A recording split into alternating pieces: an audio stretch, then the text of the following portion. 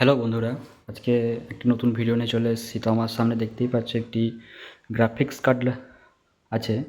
তো গ্রাফিক্স কার্ডের মডেল নাম্বারটা হচ্ছে, এটি 4 জিবি DDR3 ফন্টেক্ট কোম্পানি GT 740। তো গ্রাফিক্স কার্ডটি এই সমস্ত মাদারবোর্ড যেগুলি একটু old generation, 3rd generation 4th জেনারেশনের মাদারবোর্ডের জন্য সবথেকে ভালো। যেমন Zebronics H61, H81, M2 slot নতুন বেরিয়েছে, সেই সমস্ত মাদারবোর্ডের জন্য এই গ্রাফিক্স কার্ডটি তোমাদের জন্য ভালো কাজে দেবে। তো আমরা দেখে নিই এর মধ্যে কী আছে। তো প্রথমে এর মধ্যে থেকে বেরোলো একটি সিডি, এর মধ্যে ড্রাইভার ডাউনলোড করা আছে। তো এটা যদি তোমাদের কম্পিউটারে ডিভিডি রাইটার থাকে, তার মধ্যে এটি ইনসার্ট করে ডিভিডি থেকে ড্রাইভারটি ডাউনলোড করতে পারো, বা এর ড্রাইভার তুমি অনলাইনেও পাবে, ড্রাইভারটি ডাউনলোড করে নিতে পারো। তো এর মধ্যে একটি প্যাকেজিং আছে শুধু, যার মধ্যে আমাদের গ্রাফিক্স কার্ডটি রাখা আছে। এটি সাইডে রাখলাম। এখন আমরা এটাকে ওপেন করে নিই।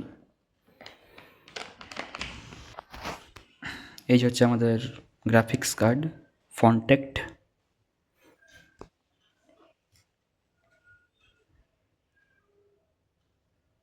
GT 740 4GB RAM. খুব সুন্দর বিল্ড কোয়ালিটি। এখানে একটি ফ্যান আছে, বিল্ড কোয়ালিটি খুব সুন্দর। এখানে পোর্ট দেখতে পাচ্ছ, HDMI, VGA। তো তোমরা যখন ইউজ করবে এটাকে, তখন চেষ্টা করবা HDMI থেকে নেওয়ার জন্য, যাতে আউটপুটটা ভালো পাবে। এই গ্রাফিক্স কার্ডে তোমরা minimum photo editing, video editing, ছোটোখাটো game, free fire, BGMI, GTA 5 তোমরা খুব সহজেই খেলতে পারবে।